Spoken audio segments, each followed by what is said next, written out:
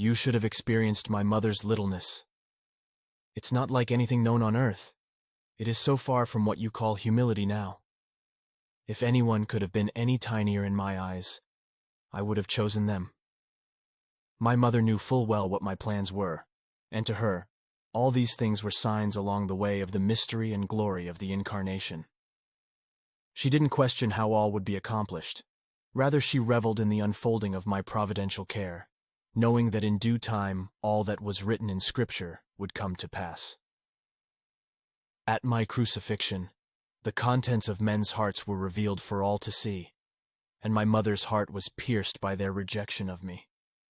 She was in total accord with what had to be done to pay the price for you and mankind. In that moment, though she suffered terrible torments, she gave her consent as well. And people ask why she is so special to me? They know nothing of her interior life, or what she suffered on this earth for their sakes. When you enter into the mysteries of my cross, you are reliving the sentiments of my mother's heart the day I was crucified. She was indeed the very first Christian, and responded to my mission with her whole heart. She invested her entire self in me, and with me, she longed for the redemption, even to the piercing of her heart, that the thoughts of many may be revealed. She knew I was the Messiah, and not anything like what the religious people of the day were expecting. She knew I would be persecuted and put to death. Not only Simeon's words to her, but the knowledge of the sacred writings imparted to her in her youth at the temple was a bedrock foundation upon which she understood all these things to come, and that they would truly come to pass, just as they were written. She was exceptional from a very early age, and my words went deep into her little soul, indelibly imprinted. These are great mysteries that very few understand.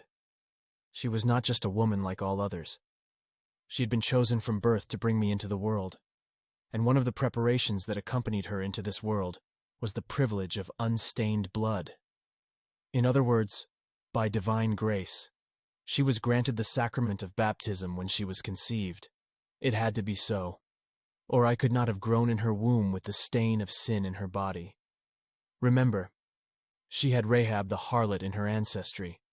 It is beyond the realm of everyday understanding to know what kind of woman was necessary in order for me to inhabit her body and draw nourishment from it.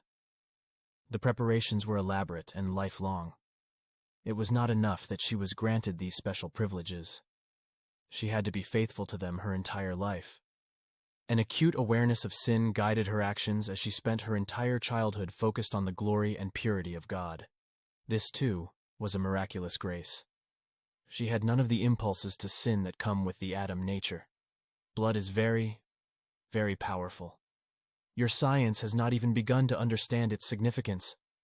The stain from sins down through the centuries had to be removed by an act of grace for her to carry me in the womb.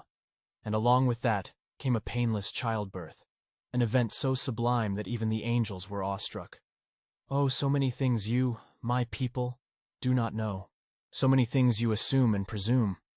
But someday all will be revealed and made right in your minds. So you see, her beginnings were much different than even the best Hollywood portrayals.